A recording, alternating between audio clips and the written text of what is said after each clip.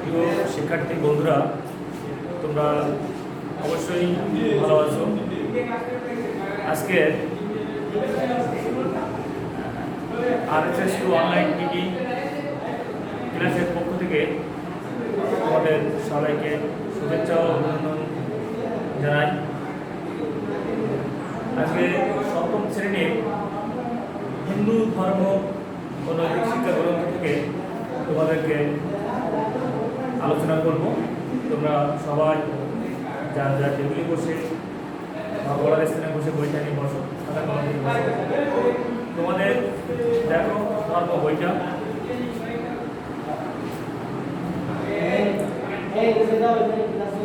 হিন্দু ধর্ম নৈতিক শিক্ষা সপ্তম শ্রেণী। আজকে আমাদের প্রথম অধ্যায় থেকে আমরা আলোচনা করব। আজকে আমাদের প্রথম অধ্যায়ের নাম ঈশ্বরের স্বরূপ। প্রথম অধ্যায়ের নাম কি? ঈশ্বরের স্বরূপ, অর্থাৎ ঈশ্বর তার নিজের রূপ কেমন।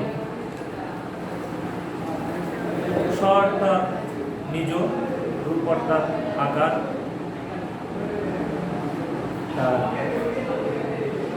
নিজের আকার, ঈশ্বর তার নিজের আকার কেমন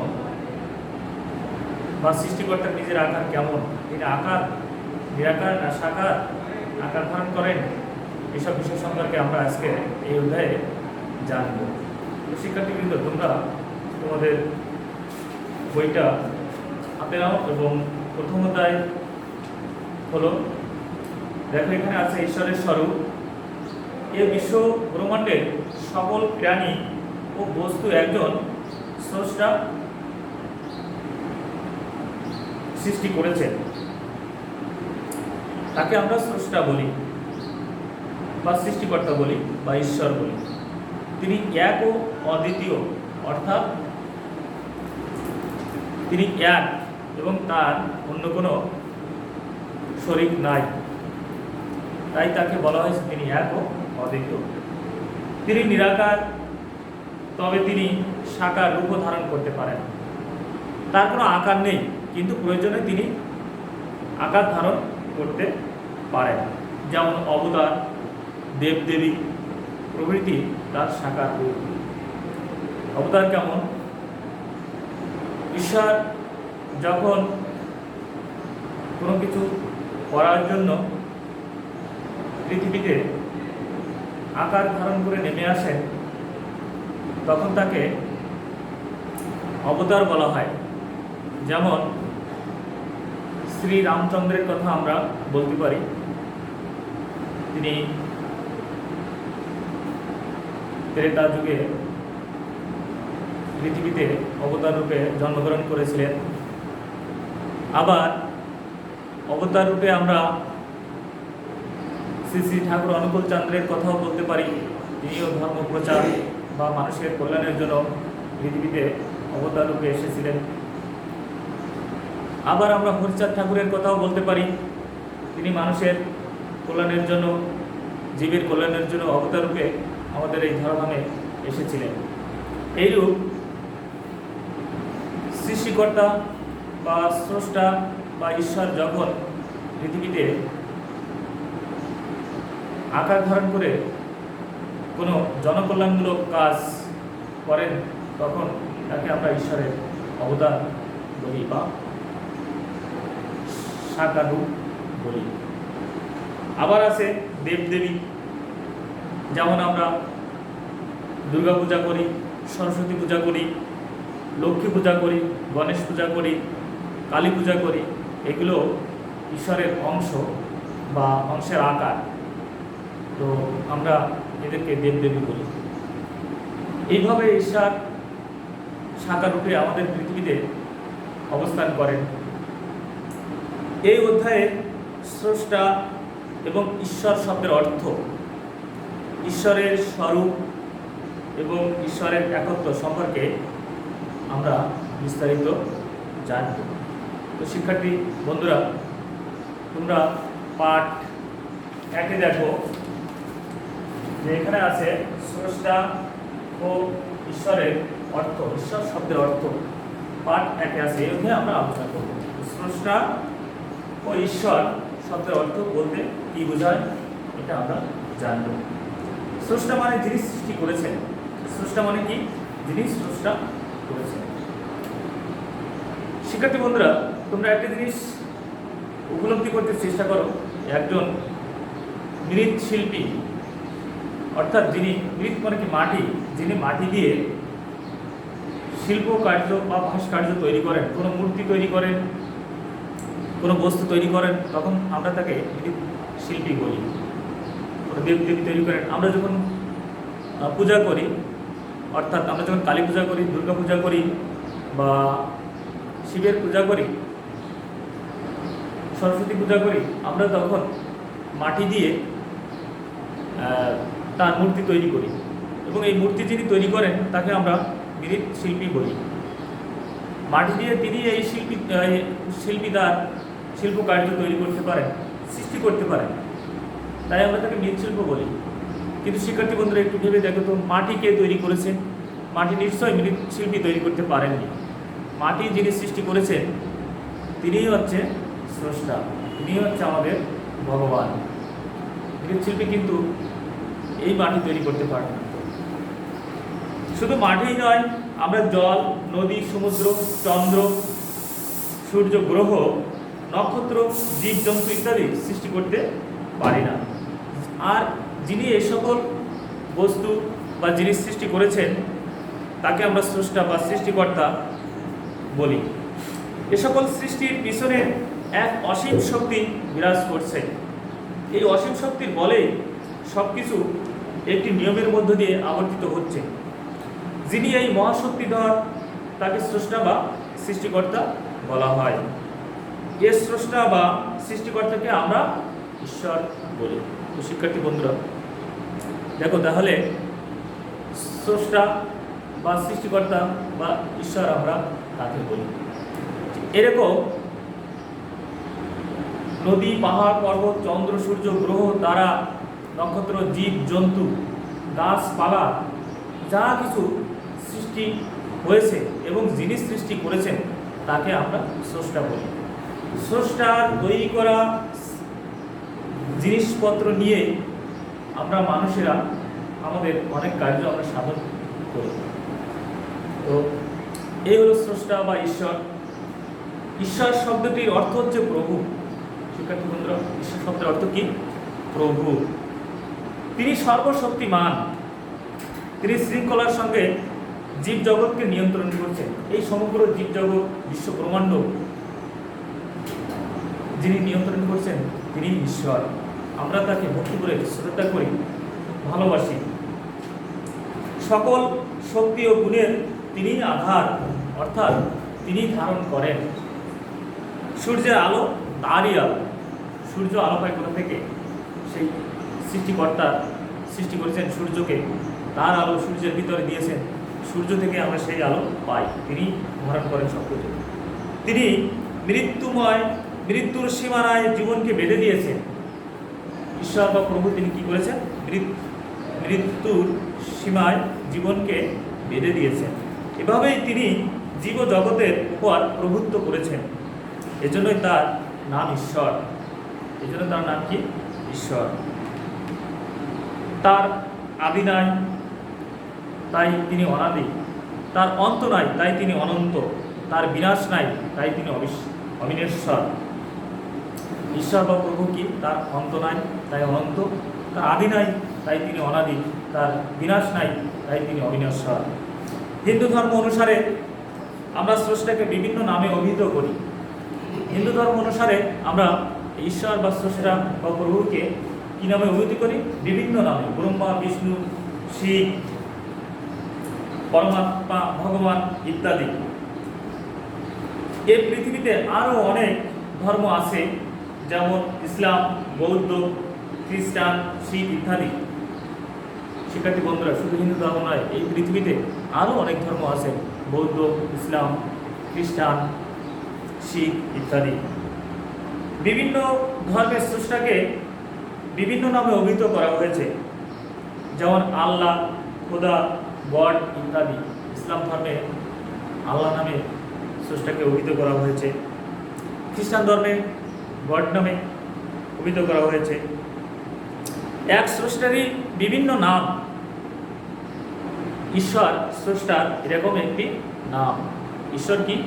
স্রষ্টা এরকম একটি নাম। প্রিয় শিক্ষার্থী বন্ধুরা, তোমরা অবশ্যই বুঝতে পেরেছ যে স্রষ্টা ও ঈশ্বর শব্দের অর্থ কি। যিনি সৃষ্টি করেছেন তিনি স্রষ্টা। পৃথিবীতে বহু ধর্ম আছে, এই স্রষ্টাকে যার যার ধর্ম অনুসারে এক একটা নাম আছে এবং সেই নাম অনুসারে সেই ধর্মের মানুষগণ, সেই ধর্মের ব্যক্তিগণ তাকে সেই নামে অভিহিত করা হয়। সেরকম হিন্দু ধর্মে এই স্রষ্টাকে বলা হয়েছে ভগবান বা ঈশ্বর। তাহলে তোমরা স্রষ্টা ঈশ্বর শব্দের অর্থ সম্পর্কে অবশ্যই অবগত হতে পেরেছ শিক্ষার্থী বন্ধুরা। তো শিক্ষার্থী বন্ধুরা, আমরা এবার ঈশ্বরের স্বরূপ অর্থাৎ ঈশ্বর আকার না নিরাকার না সাকার এই বিষয় সম্পর্কে আমরা আলোকপাত করব।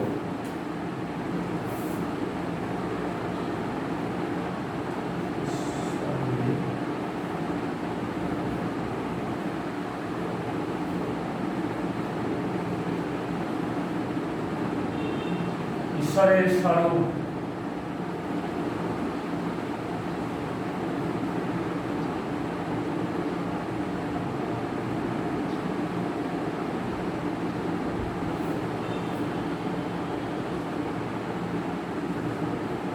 নিরাকার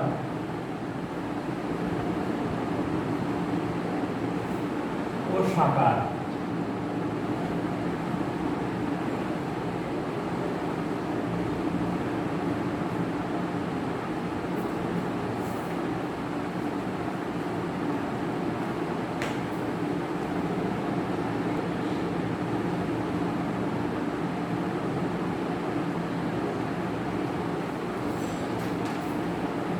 প্রিয় শিক্ষার্থী বন্ধুরা, আমরা এবার পাঠ 2 ও 3 এখানে আলোচনা করব। এখানে আমাদের আছে ঈশ্বরের স্বরূপ অর্থাৎ ঈশ্বর নিরাকার না সাকার। তোমরা দেখো, আমরা পাঠ 1 জেনেছি যে ঈশ্বর যখন জীবের কল্যাণের জন্য পৃথিবীতে অবতীর্ণ হন বা ঈশ্বর যখন তার অংশবিশেষকে অবতীর্ণ করে জীবের কল্যাণের জন্য, জীবের ভালোর জন্য যখন উন্নয়নমূলক কাজ করেন, ধর্ম প্রচার করেন, তখন আমরা সেই অংশকে ঈশ্বরের সাকার বলি। কিন্তু ঈশ্বর যখন অবতীর্ণ না হয়ে কোনো কাজ করেন তখন আমরা তাকে নিরাকার বলি। যেমন ঈশ্বর যখন সৃষ্টি করেছেন পাহাড় পর্বত নদী নালা গাছপালা ইত্যাদি, তখন কিন্তু আমরা ঈশ্বরকে দেখতে পাইনি বা ঈশ্বর কিন্তু তখন নিরাকারভাবে এগুলো সৃষ্টি করেছেন। আবার যখন রামচন্দ্র রূপে, শ্রী শ্রী ঠাকুর অনুকূলচন্দ্র রূপে, শ্রী শ্রী হরিচাঁদ ঠাকুর রূপে যখন পৃথিবীতে অবতীর্ণ হয়েছেন তখন তিনি সাকার রূপ ধারণ করে এসেছেন এবং পৃথিবীতে এসে ধরাধামে এসে মানুষের জন্য, জীবের কল্যাণের জন্য কাজ করেছেন। তো শিক্ষার্থী বন্ধুরা, যখন এই অবতার রূপে বা অংশবিশেষ রূপে এসেছেন তখন ঈশ্বর কিন্তু আকার রূপ ধারণ করেছেন, অর্থাৎ তখন তিনি সাকার রূপ ধারণ করেছেন। কিন্তু আর যখন তিনি না এসে প্রকৃতির সৃষ্টি করেছেন, প্রকৃতিতে গাছপালা নদী নালা পাহাড় পর্বত সৃষ্টি করেছেন, তখন তাকে কিন্তু দেখা যায়নি। তখন অর্থাৎ তিনি নিরাকার রূপে এগুলো সৃষ্টি করেছেন। তাই তিনি কখনো নিরাকার কখনো সাকার। তো শ্রেণীর শিক্ষার্থী বন্ধুরা, আমরা দেখি আমাদের বইয়ের ভিতরে এ সম্পর্কে কি লেখা আছে। পৃথিবীতে এমন অনেক বস্তু রয়েছে যাদের আকার আছে, ঠিক কিনা শিক্ষার্থী বন্ধুরা? পৃথিবীতে অনেক বস্তু আছে যাদের আকার আছে। যেমন ঈশ্বরের সকল সৃষ্ট জীব, মানুষ, জীবজন্তু, গাছপালা, ঈশ্বর আমাদের সৃষ্টি করেছেন। ঈশ্বর স্বয়ং ঈশ্বর আমাদের সৃষ্টি করেছেন। গাছপালা ঈশ্বর সৃষ্টি করেছেন, জীবজন্তু ঈশ্বর সৃষ্টি করেছেন। প্রত্যেকের এক একটা আকার আছে। আমরা মানুষ, আমাদের আকার আছে, গাছের আকার আছে, জীবজন্তু ইত্যাদিরও আকার আছে। আবার অনেক কিছু আছে যেগুলোর আকার নেই, যেমন বায়ু, আলো, শব্দ, গন্ধ ইত্যাদি। এগুলোর কি আকার আছে? শ্রেণীর শিক্ষার্থী বন্ধুরা, এগুলোর আকার কিন্তু নাই। বায়ু আমরা অনুভব করি, বায়ু না হলে আমরা বেঁচে থাকতে পারি না। শব্দ না হলে আমরা শুনতে পাই না, কিন্তু আমরা শব্দ দেখতে পাই না, শব্দ অনুভব করি, শুনতে পাই। বায়ু আমরা উপলব্ধি করি, শ্বাস প্রশ্বাস নিয়ে বেঁচে থাকি। গন্ধ আমরা অনুভব করি, শুকি, কিন্তু এগুলো আমরা কিন্তু কোনো আকার দিয়ে দেখতে পাই না। তাই এগুলো হচ্ছে নিরাকার। ঈশ্বরেরও এরকম কোনো আকার নেই, ঈশ্বর তাই নিরাকার, তাকে দেখা যায় না, কিন্তু আমরা তার অস্তিত্ব অনুভব করি।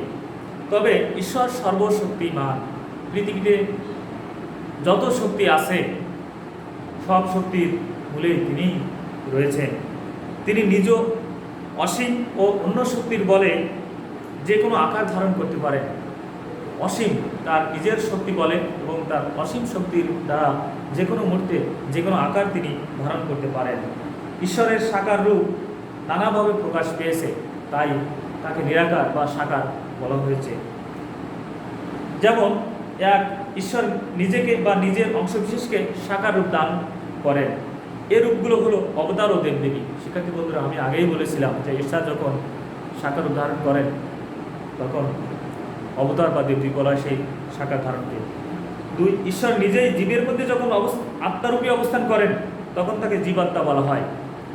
ঈশ্বর যখন কোনো জীবের মধ্যে, আমি মানুষ, আমার ভিতরে কিন্তু সৃষ্টিকর্তা আছেন, আমি আকার ধারণ করেছি, অর্থাৎ ঈশ্বর এখন সাকার বা সৃষ্টিকর্তার সাকার রূপ ধারণ করেছে। কিন্তু যখন বায়ু, যখন গন্ধ, যখন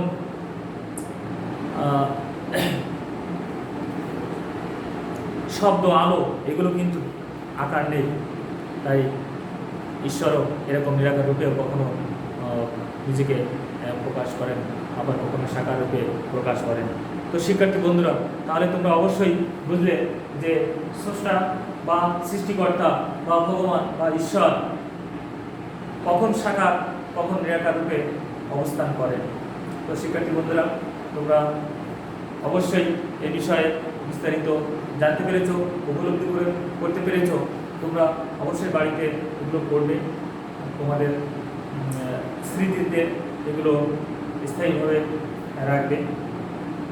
শিক্ষার্থী বন্ধুরা, আমরা এখন অবতার সম্পর্কে, ঈশ্বর যখন সাকার রূপ ধারণ করেন তখন আমরা অবতার বলি, এই অবতার সম্পর্কে একটু আমরা জানবো এখন।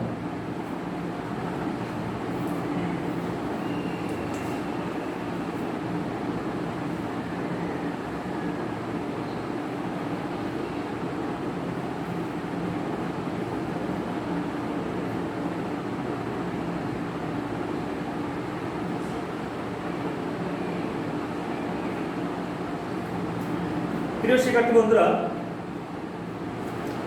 যখন ধর্মের গ্লানি উপস্থিত হয়, অর্থাৎ অন্যায়, অবিচার, বিপর্যস্ত হয় মানব জীবন এবং অধর্মের অভ্যুত্থান ঘটে, তখন ঈশ্বর কোনো না কোনো রূপ ধারণ করে পৃথিবীতে অবতরণ করেন। অবতরণ শব্দটির অর্থ নেমে আসা। অবতরণ শব্দের অর্থ কি? নেমে আসা। কোথা থেকে নেমে আসেন? মহাশূন্য থেকে তিনি এই পৃথিবীতে নেমে আসেন। ঈশ্বর বিশেষ উদ্দেশ্যে পৃথিবীতে অবতরণ করেন বলে তাকে অবতার বলা হয়। ঈশ্বর কোনো বিশেষ উদ্দেশ্যে পৃথিবীতে নেমে আসেন, তাই তাকে অবতার বলা হয়। যেমন ঈশ্বর ত্রেতা যুগে রামচন্দ্র রূপে অবতীর্ণ হয়েছিলেন। ঈশ্বর কখন এসেছিলেন? রামচন্দ্র রূপে ত্রেতা যুগে। রাম অবতারে তিনি রাবণ সহ দুর্বৃত্তদের দমন করে ধর্ম বা ন্যায় ও সত্যের প্রতিষ্ঠা করেছিলেন। শ্রীলঙ্কার রাজ্য অধিপতি রাক্ষস রাজা ছিলেন রাবণ। এই রাবণ সমস্ত পৃথিবীর জীবজন্তুকে অতিষ্ঠ করে তুলেছিলেন রাক্ষস কুল নিয়ে। তাই স্বয়ং স্রষ্টা, সৃষ্টিকর্তা, ঈশ্বর বা ভগবান তিনি রামচন্দ্র রূপে অবতীর্ণ হয়ে এই রাবণকে বধ করেছিলেন এবং সত্যের প্রতিষ্ঠা করেছিলেন। দাপর যুগে ঈশ্বর বা ভগবান স্বয়ং শ্রীকৃষ্ণ রূপে নেমে এসেছিলেন। অন্যান্য অবতার ঈশ্বরের অংশ আর শ্রীকৃষ্ণ ঈশ্বরের পূর্ণ অবতার। অন্যান্য অবতার ঈশ্বরের অংশ, আর শ্রীকৃষ্ণ স্বয়ং ভগবান শ্রীকৃষ্ণ ঈশ্বরের পূর্ণ অবতার। তাই বলা হয়েছে কৃষ্ণস্তু ভগবান স্বয়ং, শ্রীকৃষ্ণ স্বয়ং ভগবান। কি বলা হয়েছে? কৃষ্ণস্তু ভগবান স্বয়ং, অর্থাৎ শ্রীকৃষ্ণ স্বয়ং ভগবান। এই হচ্ছে অবতার, অবতারের অর্থ বা সংজ্ঞা শিক্ষার্থী বন্ধুরা। এবার আমরা আসি দেব দেবী।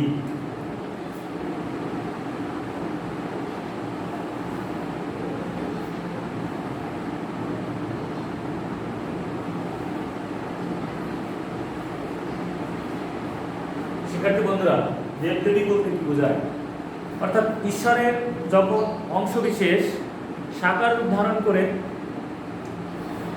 পৃথিবীতে আসেন, তখন সেটাকে আমরা দেব বা দেবী বলি। সেটা কেমন? ঈশ্বরের কোনো গুণ বা শক্তি যখন রূপ বা আকার ধারণ করে সাকার হয়ে ওঠে এবং বিশেষ গুণ শক্তি বা মহিমা প্রকাশ করে, তখন তাকে দেবতা বা দেবদেবী বলি। অর্থাৎ দেবদেবীরা ঈশ্বরের বিশেষ গুণ বা শক্তির সাকার রূপ। যেমন ব্রহ্মা সৃষ্টির দেবতা। ব্রহ্মা কিসের দেবতা? সৃষ্টির দেবতা। বিষ্ণু রূপে ঈশ্বর জীবজগৎকে রক্ষা করেন বা জীবকে পালন করেন, সৃষ্টিকে রক্ষা করেন। এবং শিবরূপে তিনি ধ্বংস করে পৃথিবীর ভারসাম্য রক্ষা করেন। ব্রহ্মা, বিষ্ণু, শিব। শিবরূপে এই যে সৃষ্টিকুল যদি একই ধারে সংরক্ষিত হতে থাকে, একইভাবে যদি বৃদ্ধি পেতেই থাকে, তাহলে একসময় জায়গায় কোলাবে না। তাই কিছু কিছু সৃষ্টি ধ্বংস করে আবার ভারসাম্য রক্ষা করেন। এই কাজটা যিনি করেন, যার দ্বারা, যে গুণের দ্বারা এটা হয়, ঈশ্বরের বা সৃষ্টিকর্তা, সেই গুণটাকে বলা হয়েছে শিব। শিক্ষার্থী বন্ধুরা,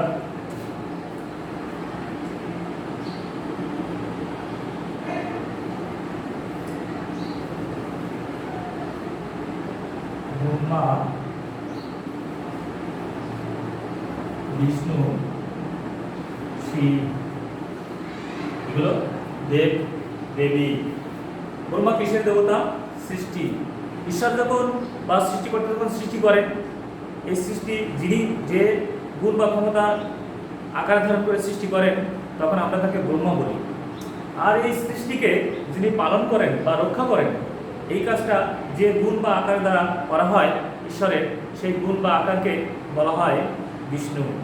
এবং ঈশ্বরের বা সৃষ্টিকর্তার যে গুণ বা যে আকার দ্বারা এই সৃষ্টিকে ধ্বংস করে ভারসাম্য রক্ষা করা হয়, তাকে আমরা শিব বলি।